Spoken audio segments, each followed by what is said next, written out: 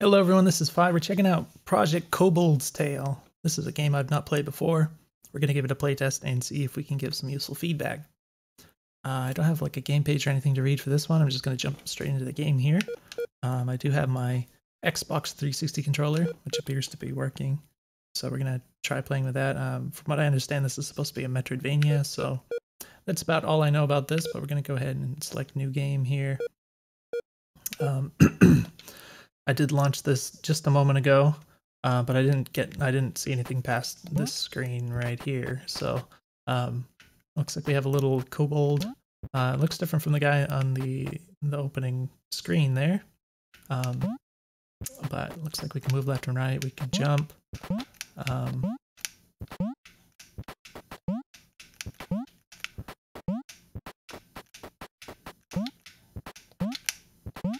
wondering. Seems like, interestingly enough, so you have a little bit of inertia on the ground, so it takes a moment to slow down and change direction. It seems like you have less inertia in the air, which is kind of curious to me. I think usually games, if anything, have it the other way around, where you have a little bit more inertia while you're airborne, so I'm not really sure what the thought process is there, but it's kind of interesting. Looks like it's telling me how to jump there. I kind of already figured that out. Apparently we have like an attack on the X button here.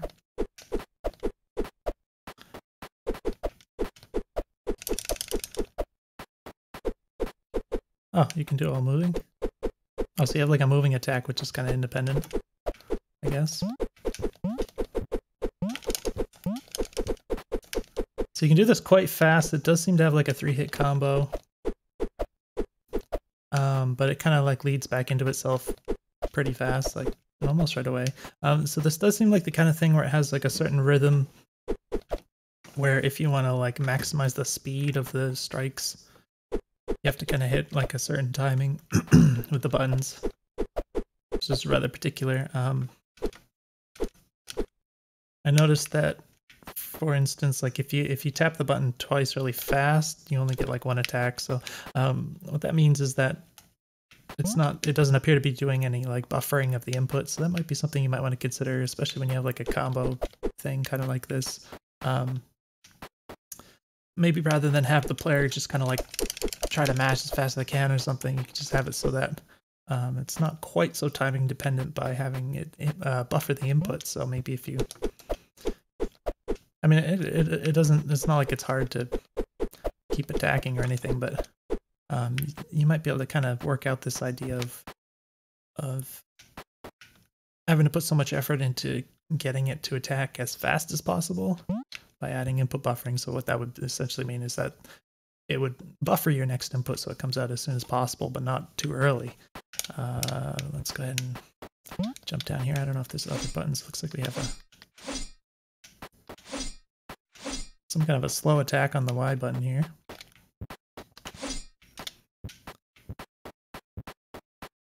Save is, I guess, down in A. Oh, okay. Okay, so if I'm standing over here and press A, then it saves instead of jumping. So the arrow isn't telling me to press down. It's just indicating where where to do it, I guess.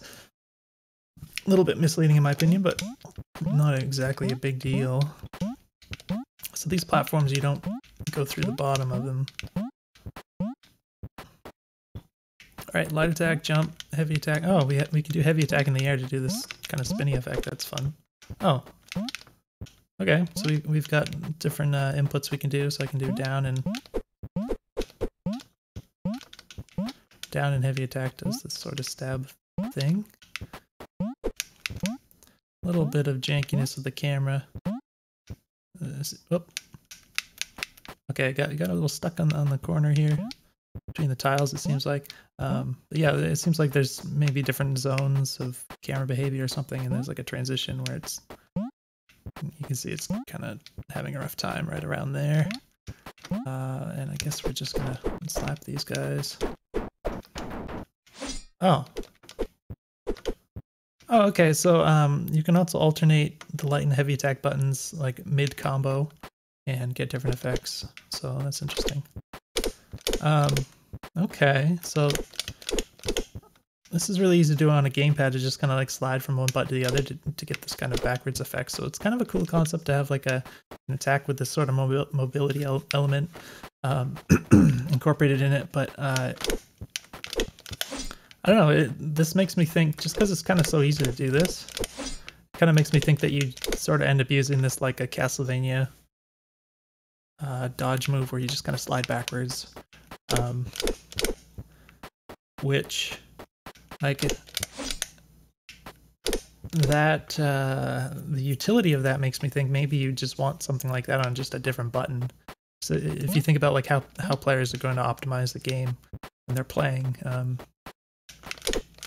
if they figure out that they can do that, maybe it would just be nicer to just put it on one button rather than just make it slightly harder by having to like do this and like wear out the controller buttons doing that all the time. So I'm not sure if that's what's intended, but I'm just guessing that's probably what's going to actually happen when people get into playing here. Heal your wounds. Left. Okay, so this is like a sequence. Okay, so on the right it says right bumper is cast spell, left trigger is spell input mode. So hold left trigger. Oh, now we've got this, and then...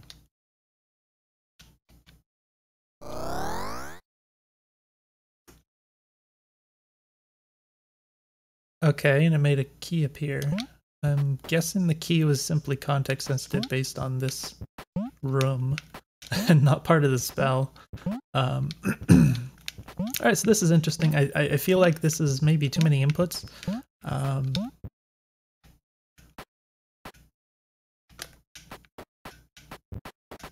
Okay, so this slows you down when you go into this mode. Oh, looks like I caused something else to happen. Then, oh, okay, so I see. I think I'm starting to get this. So in the top left, it shows what spell is active. It looks like we actually have a couple. I didn't even look up there until now. Looks like we have like a health bar and like a mana bar. But it looks like press the button and then we punch in the buttons, and that actually changes the spell. And then at that point, we can just press the right button at any point in time, I guess. Oh no. Okay, so for this particular spell, you have to punch it in again if you want to use it after the first time. But the first time where I just like hit the A button a bunch of times to get this spell, this one stays active, so you can just keep pressing the right bumper to keep using it as much as you want until you change it to something else, I guess. So I'm not sure what the inconsistency there is for, like why one you have to punch it in every time and the other one you don't. It's a little weird, and I also... This is interesting. It's sort of reminiscent of the Zelda games with Ocarina and such, but this type of game, I'm not sure. It's not even the type of game necessarily, but the way that this is being applied in this game, where it's basically just switching between spells, especially if the stuff that you want to use in combat and stuff. I don't know if that really makes this feel like it's worthwhile, you know, because obviously you could just have right and left bumpers just switch between spells or something like that. You know, that would be far easier, less cumbersome to do that. So I have to wonder about like what the justification is for this. Of course, there's an idea like maybe it just feels cool to do it this way, but I'm not sure if that would really pan out. So, and it could definitely be the kind of thing where it's like maybe even if the player liked the idea of it, maybe after doing it a few times the novelty would wear off and they just kind of get sick of it, you know, that kind of thing. So that's what I'm wondering about this. I don't know if it's worthwhile or not. Looks like that's most spells have been enabled for Feedback Friday. Check the pause menu for info. Okay, so it looks like, oh, that was the wrong button. I was trying to do this, which completely missed. So maybe the clatters are a little bit particular. Oh, that time it hit. I don't know if they're invincible during their attack. Oh, that seemed to hit, but it didn't cause any kind of knockback effect. interesting. So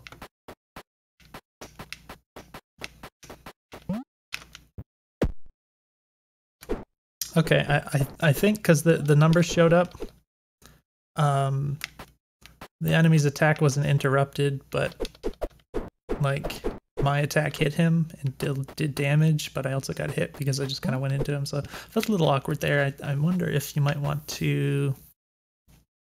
It's hard because combat systems are really hard to design, but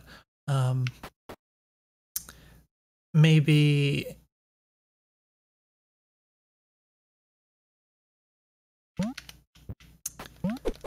I don't know, maybe that's just not the attack to use for this, or maybe you just have them bounce off when they hit an enemy with this, so they don't just like end up inside of them or something.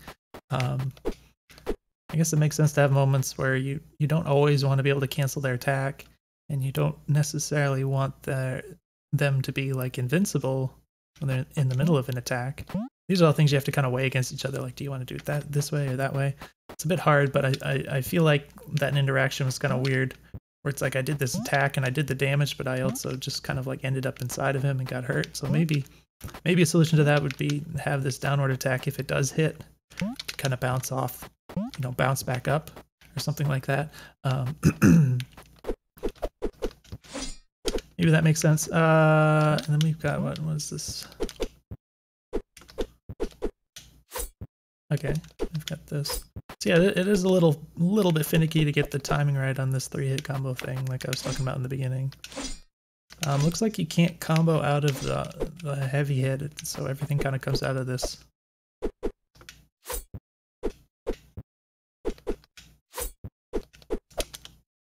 I see. Okay, so you can do 3 and then...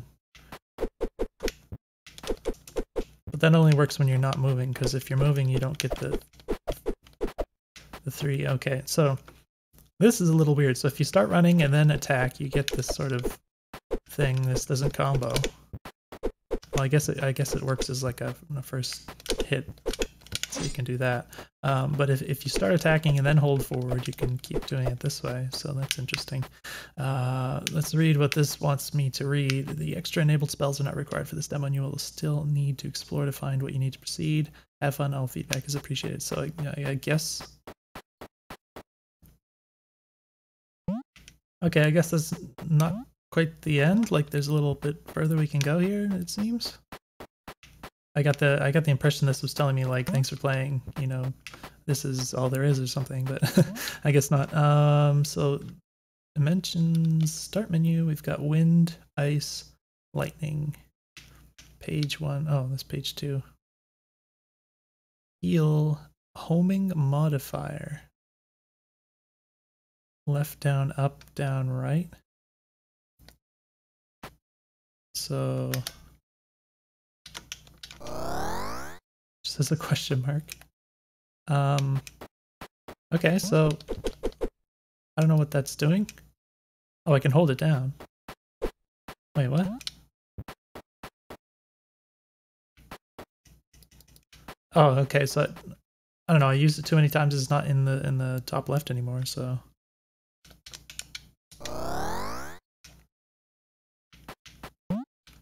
So this one you use it a few times and then it disappears.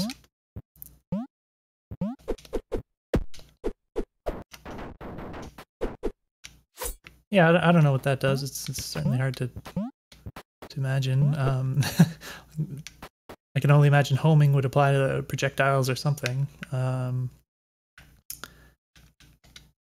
Wind, ice, lightning. Let me get the heal, which maybe I should use, I guess. How do you get MP back, by the way? Do you just fight enemies or something? Let's try the wind one.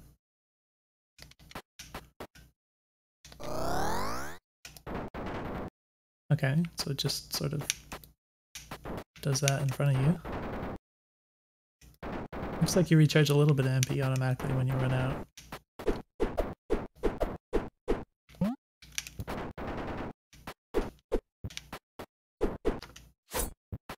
Interesting. So this thing is not interested in dying. I don't know what else to do about that. It feels like this isn't actually getting any closer to killing him just based on the number of times I hit him so far. Calling it a him, but yeah, I don't know if this thing ever actually dies or it just has a huge amount of HP or what. Let's go ahead and walk this way. Looks like we got a little gate in the way. Let's go ahead and try... Oh, that was the ice one. So I got my MP back.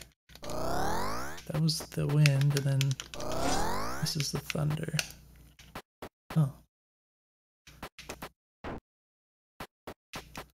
So it looks like it has an extra effect.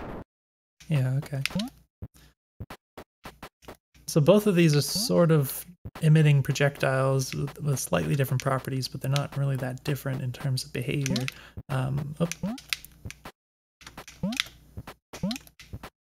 Does seem as though... How do I get the MP back? It does look like hitting enemies gives me some back. Or maybe I was never actually dealing damage to this. I was just getting MP from it or something. No, it looks like it does hurt me, so I guess it is an enemy. But the thing spell disappeared here for whatever reason.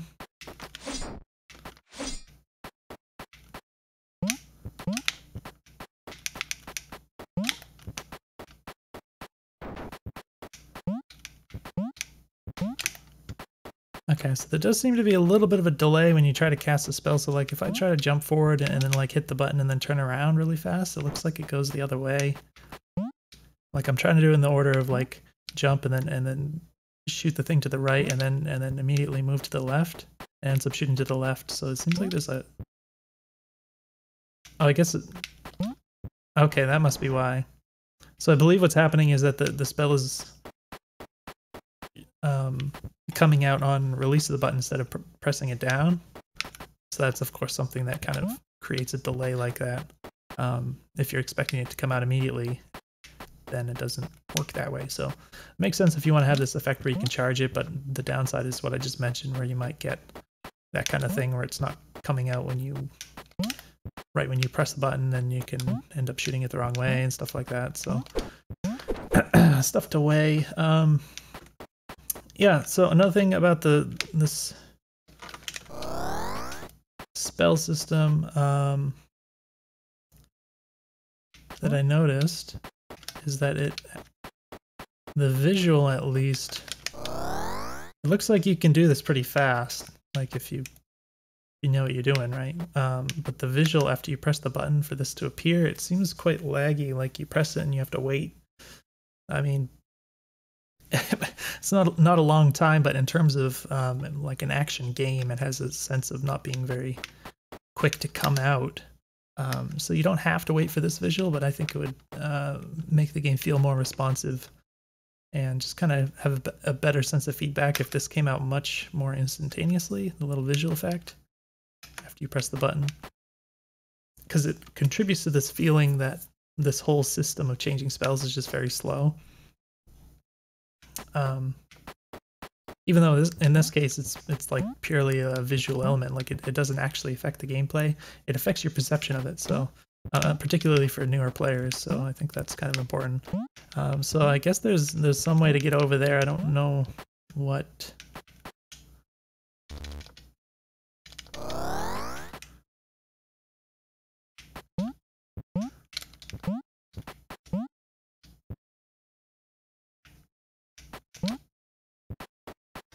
This is explore to find what you... Oh, did I go? I didn't go down, and I didn't go over here, so... don't know what would deal with that. Well, we can try going down. Okay, so back button will hide this, so that's helpful. Here's a save.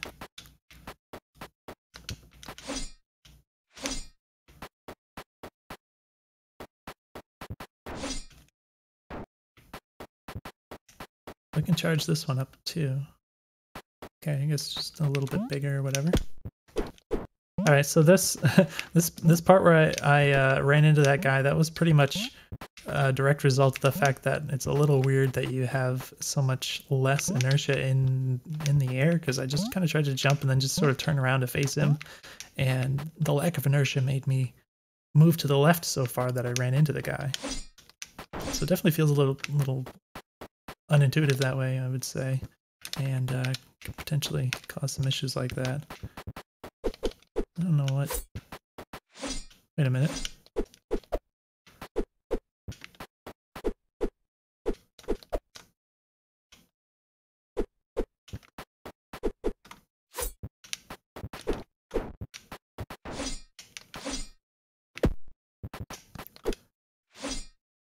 It is notable that we can't really attack very much downwards. Like even this, like the visual for this attack has a sort of floor that it's hitting. So like I can't really hit those guys below me very effectively with the way that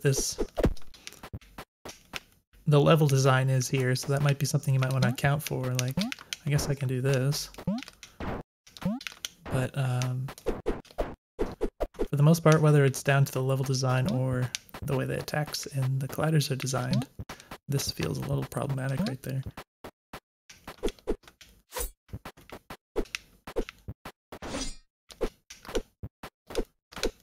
And if you do this, like if you attack once and then press the heavy attack kind of a bit late, it still does the combo. I feel like maybe that's maybe a little bit too generous, because if I just want to attack and then do a heavy attack, it's like I have to wait quite a long time before that decides it's not in the combo anymore, because I don't necessarily want to launch myself backwards like that. If I just want to do a heavy attack, that could actually cause some problems for me. Okay. Oh, interesting. So I can... Alright, so I guess I managed to jump at the bottom. There's some weird moment I could jump at the bottom of this little slippy slide. But, yeah, I'm not sure how I feel about this part, because once I touch that slope, I can't really jump off it or anything. And I also can't really see what's below me here.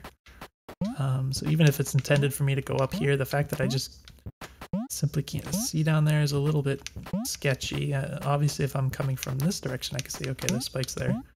But then particularly, you know, if I'm going this way, it's not necessarily such a good situation. So just in general, it's hard to avoid, but having this situation in a platforming setting where you just can't see what's below you,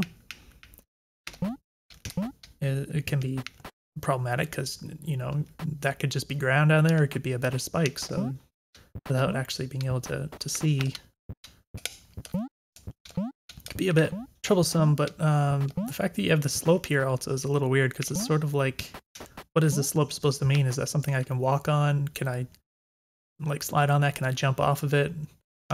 Just looking at it, I can't really get a sense of what that means. If it was just a wall just going straight down, then like there wouldn't be any ambiguity there.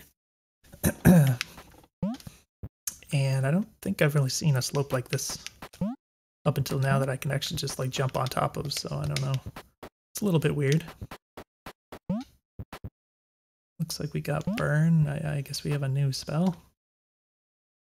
So presumably, I'm guessing this will, yeah, take care of these what appear to be vines blocking these doors here. Okay, that was interesting. Oh, I'm assuming these are some placeholder animations or whatever. Or I looked down at the controller for a moment before I looked up again, so I don't know, did he like turn into a human or what? But yeah, for a moment there I hit the L button kind of inadvertently, just kind of goofed, and what I wanted to do was hit the right bumper to like throw the attack, but I like hit the L button briefly before that, and then pressing the button it didn't actually do the spell anymore. So what was the so if I have this open, pressing the bumper to activate the spell doesn't work, so that could potentially be frustrating to someone if they just like accidentally open this or something and they're trying to like throw out a spell to do something. I don't know, because you also can't like attack or anything after you hit that, so definitely have to be careful if you make a mistake there. If you were thinking that you had to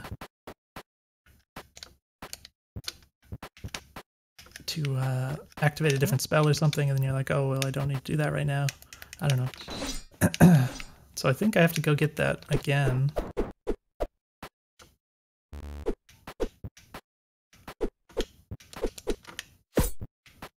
That was unfortunate. Yeah, it's a bit annoying because I know, like, with this combo thing, I wanted to like attack twice and then hit the other button, but I can't just press the X button twice and then hit Y unless I do it with very particular timing. It like has to be very deliberate. If I do it too fast or whatever, then it just doesn't work. So it definitely would be a lot nice to have some buffering on those inputs to kind of facilitate that combo effect there.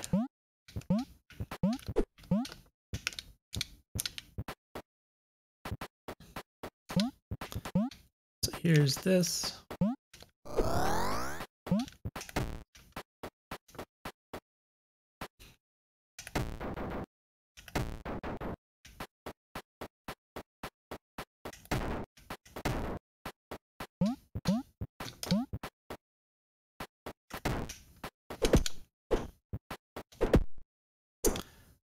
That's a bit annoying. So it's kind of easy to, like, you're running forward and then you hit the attack button. You kind of keep sliding forward, right? So even though you hit the enemy, you kind of run into them, and then they still hurt you. Something about that, yeah, that doesn't feel right to me at all. So I don't know if you want to have, like, maybe you just kind of bounce backwards, you know, have like a little bit of an impulse in the opposite direction when you hit the enemy with the sword or something. Another thing is to consider, like, when you want the enemies to actually deal damage to the player. Do you want them to always? What was the thing here? I don't know why I have to do this over and over again, but that's basically free too. Interesting.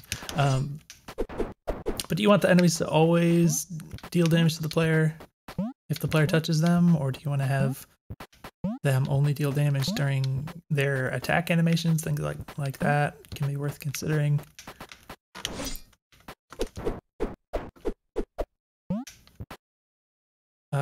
So you have to kind of remember these button inputs. If you know the inputs, they're not hard to put in, but you do, like, have to stop and think about it sometimes. If you haven't done this all so many times. I guess we've got max health up. I don't know if these things ever die. I don't think I've ever seen one of these die. Oh, okay. Now they have. It's like a lot of damage though. This thing does 200. I think before I was doing like 2. So maybe they have like an elemental weakness or something. I'm not really sure there, but it's a bit annoying to have an enemy that you run into that you can just keep wailing on, and they just don't ever seem like they're going to die. I think it seems like something you'd want to avoid. You know, the whole idea of like having bullet sponge enemies. That term you always hear, where it's just kind of annoying to have an enemy that takes so many hits. If they're meant to die to a different kind of attack, or to have like a weakness to a certain attack, I think it makes sense to still make them killable with other attacks. And if you don't want them to be killable with other attacks, you'd probably rather have them just not take damage from those attacks at all, and have, like, you know, some feedback to say, oh, this isn't effective or whatever. You know, have a little sound effect that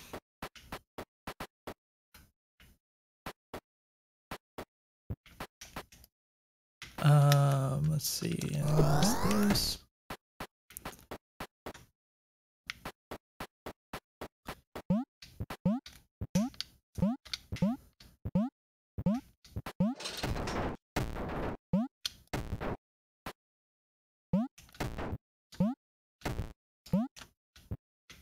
So I guess it's a good thing that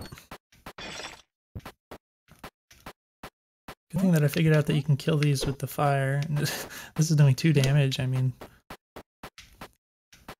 it would. Yeah, and this is also pitiful by comparison. So that does 0. So yeah, these apparently are intended to die to the fire attacks, but what if the player just never actually tried attacking them with the fire? Like, sure, they get the fire thing, but that doesn't necessarily mean that they're going to figure out that it does 200 damage versus this enemy. So with that taken into consideration, I think you want to be careful about like requiring it to kill the enemy, which is kind of what it feels like at the moment. It can be a little hard to see some of these little drop down areas. I guess in this case I could have theoretically just gone back this way, but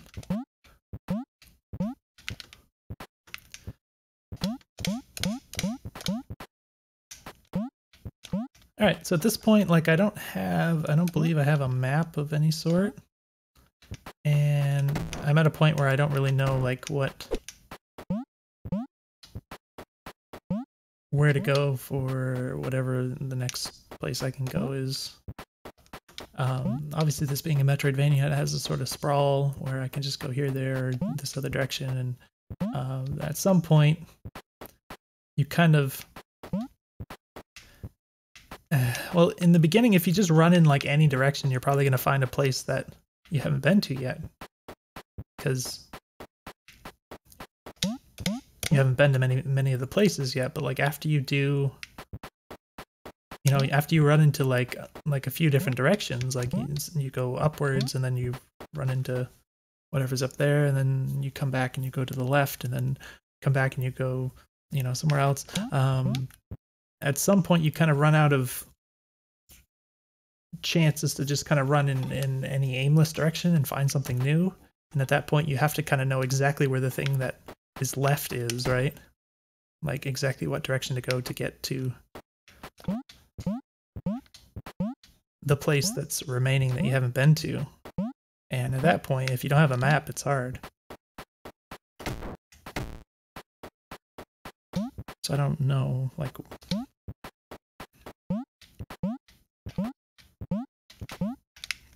Oh, that was kind of weird.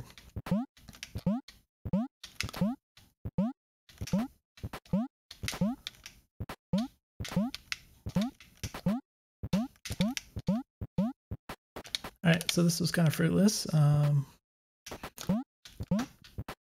think I went up here, and then I think...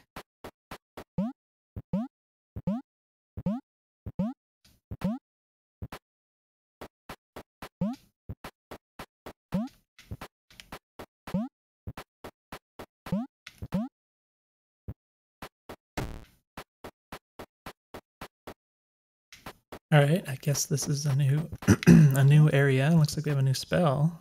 Oh, we got a dash spell. Oh.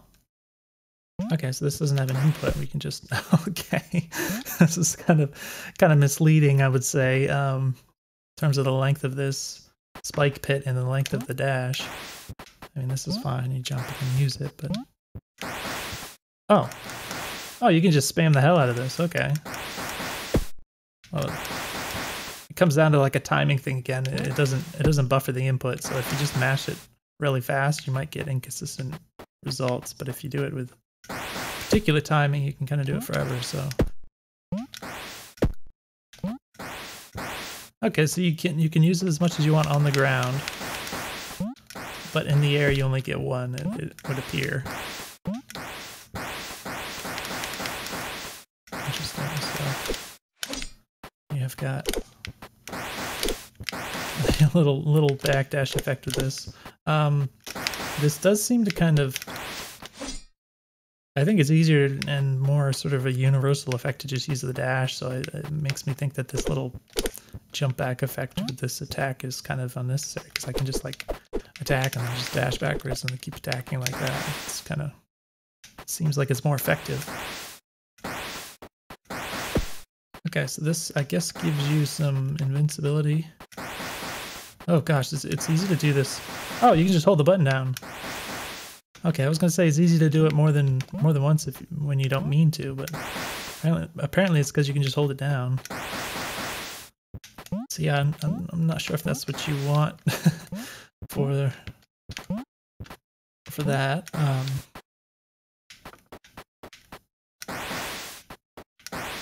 because like I said, if nothing else, you can get some misinputs pretty easily by just holding it down a moment too long.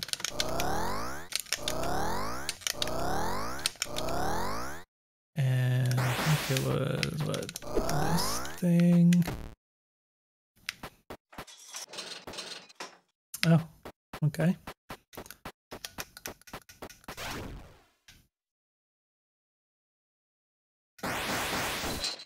Okay, it's like I pressed it once and dashed 3 times. Oh, I thought there was like a pickup, like something I was gonna pick up, but okay, that was there was a lot more acceleration on this attack than I expected. Okay, and again, it dashed twice when I only pressed it once because of the way that works. So yeah, this is more awkward than it seems like it should be, but it's kind of doable, I guess.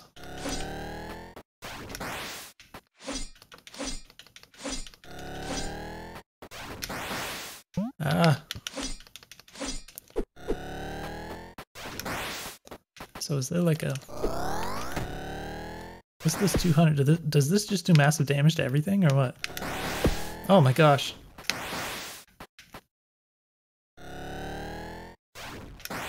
Please don't die after all of this. My free healing here if I can. Well, that was weird. Somehow I got into this effect where I had the magic circle around me, but I was still able to like jump. I'm not sure if I did something there, or I don't know what happened, but... Alright, yeah, sometimes, just the sheer number of inputs, sometimes when you start trying to do things kind of fast, like things get wonky, and you're like, you don't know what state you're in at a given moment, and you know, if you're stuck with this magic circle effect, then you can't always do other things out of it.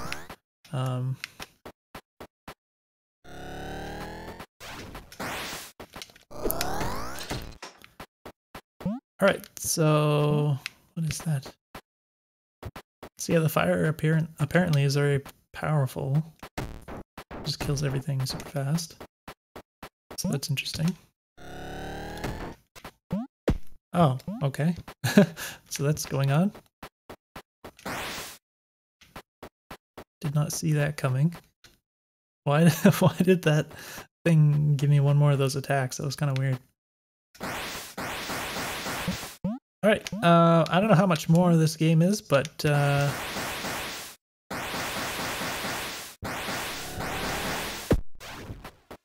there's another one of these. Okay, that was a little weird.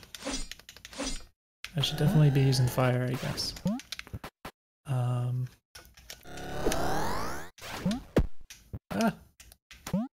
And getting hurt makes the spell go away, so that's definitely kind of strange.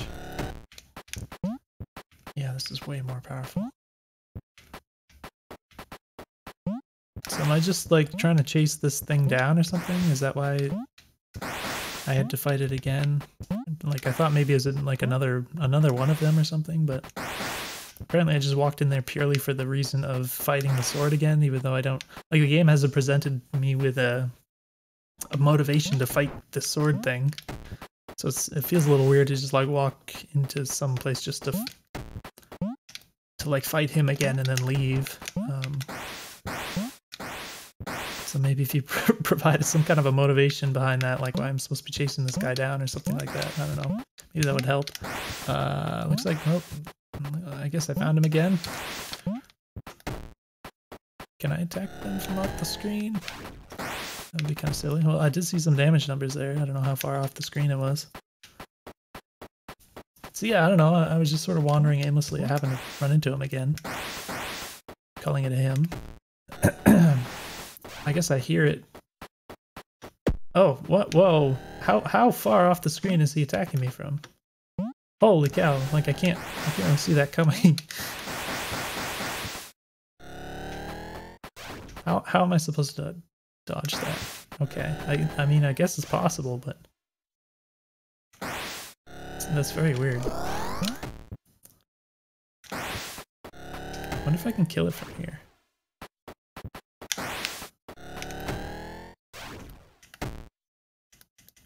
Ouch.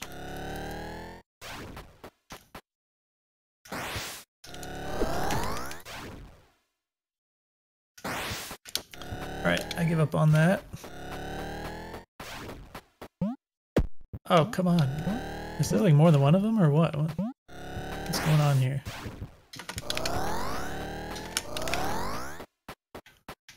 I hit the wrong button. It was not the dodge button.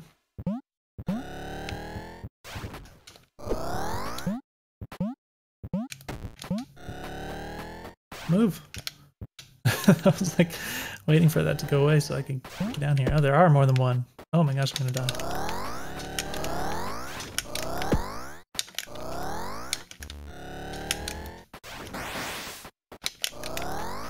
Okay.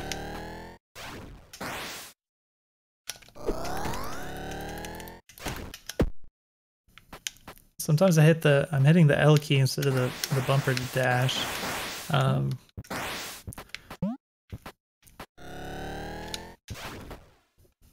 For me personally, I use my index finger for both the triggers and the bumper keys, and I just move between them. I know some people hold like their middle finger and their index finger on the triggers and the bumpers respectively, but I don't do that. So sometimes I get this effect because for me it's more natural to like rest on the left trigger.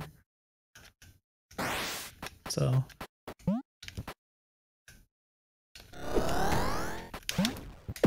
oh crap, I can hit the dodge button in time here. Okay, so I guess I killed that one.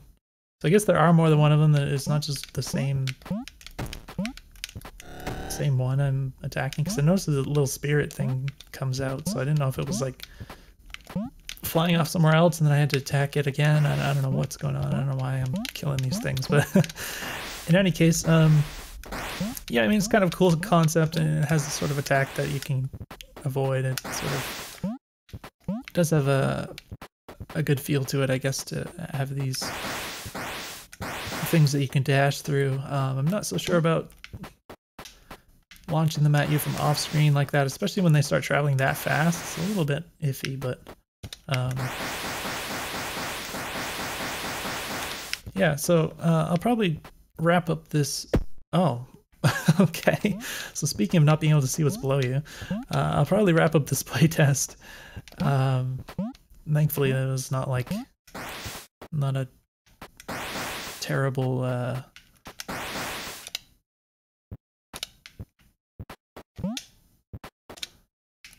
consequence to falling in the pit like that. Yeah, I'd say overall, I do feel like the controls are maybe a little too complex. The spells, interesting idea. Again, I think it might be a little hard to sell to people in terms of like, I don't know. It seems like maybe some people think, oh, it's kind of cool to like the feeling of punching in the different spells, and then some people would be like, oh, this is completely pointless. Like, just let me press a button to choose different spells or something. You know what I mean? So I don't know, but I think for me, it does have a little bit of the effect of kind of feeling cool, but a lot of the times it's just the number of inputs is kind of causing me problems, because what happens is I try to do it really fast because I'm trying to play an action game here, so I'm trying to switch rapidly. And if something goes wrong in the button inputs because there's so many of them, then things kind of start to fall apart, because it's like, you know, other things start happening when I'm trying to punch the buttons than what I want to happen. When you have so many inputs involved in something as simple as changing a spell, that kind of creates a problem there, where it's not just like a small thing where it's just like, oh, I pressed jump accidentally when I didn't mean to or something. It's like I'm pressing like 10 different buttons in series, and if something goes wrong in the middle of that, then and I keep pressing all these different buttons, I don't know what's going to happen.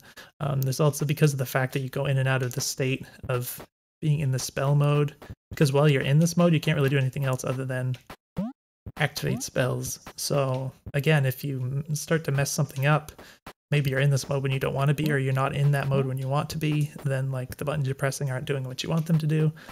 So I think there's a lot of potential for things to kind of go wrong with that, the way it is at the moment. One thing that occurs to me, I think would probably be an improvement, is if nothing else, just to have the player like hold down the left trigger while they're doing this. If you require that, then at least they can form this idea in their mind that they know as long as they're holding the left trigger, they're in the spell mode, and if they're not holding the left trigger, they're not. I think that would at the very least sort of clarify that for the player. Because between the visual kind of being sort of laggy and just the fact that, you know, you're just pressing a lot of buttons, it's easy to like, maybe you end up in this mode when you don't quite mean to, or you end up not in it when you do want to be, like I said before, and the consequences of that are pretty significant in some situations. So when you kind of tie that to the physicality of like either you're holding the trigger or you're not, it sort of simplifies it. So, you know, it's a lot easier for the player to manage that. Like they're not going to be like, they're less likely to be like, oh, I'm accidentally holding down the trigger and I didn't realize it. Like they're probably going to know what they're doing in the physical world. But managing that state inside the game world is a little bit more. There's a little bit more of a disconnect there. So hopefully that makes sense. Yeah, other than that, it's just, you know, some little things here and there. You know, input buffering would help a lot with these combos and stuff. So hopefully this was useful for you. Let me know if you have any questions, and I'll see you in the next video. Okay, so this is going to be a quick little addendum to the video. I ended the video right before I mentioned something else I wanted to mention. So just want to give one more piece of feedback. So in terms of the spells, in addition to just being a lot of buttons, as I mentioned, I'm not really sure about this concept of having to, well, you press the trigger down and then you press all these buttons, and then you have to press a third button afterwards in order to trigger the spell. So the thing I want to focus on is that final button press. That feels a little bit excessive to have like have to press a whole other button to do this. So what I think would work better, just as a general way of doing this, is to have like you have these series of buttons, and then I think after you input these buttons, I think this spell should just go off. That makes sense. So in particular, I mean, you have this like health thing, so maybe you just press the buttons and then it just happens, right? Instead of having to hit this extra button. Sort of makes sense with the health, but even if you have other things that are sort of attacks, like maybe you want to have you know, this thing that comes out, you can do things like you can tie these things to the other buttons. So for instance, you could have it so like maybe when you swing your sword, it like launches fireballs out, something like that. You could have it so that the heavy attack button would kind of throw the spell out instead once you have the spell active, something like that. I think if you sort of switch over to this mindset where it's like you go into the spell thing, and then after you punch in the inputs, the spell just goes off rather than have to have this extra dedicated button to trigger the spell, I think that would be something that players would be more inclined to kind of get along with, in my opinion. So yeah, like I said, there's other ways you can accomplish pretty much the same things as what you have here. So you have your little projectiles, you could like tie those to the attack buttons, and of course you can do other kinds of effects, like maybe you want to have a spell that gives you double jump or something. Obviously you shouldn't need to have another button to activate that. By the way, can you charge up the what happens if you charge up the health spell? Do you get more health? I don't know, but yeah, I think that just as an overall concept, just getting rid of that button and having all the spells just kind of activate on input would be a usability boost for sure. So hopefully that was helpful.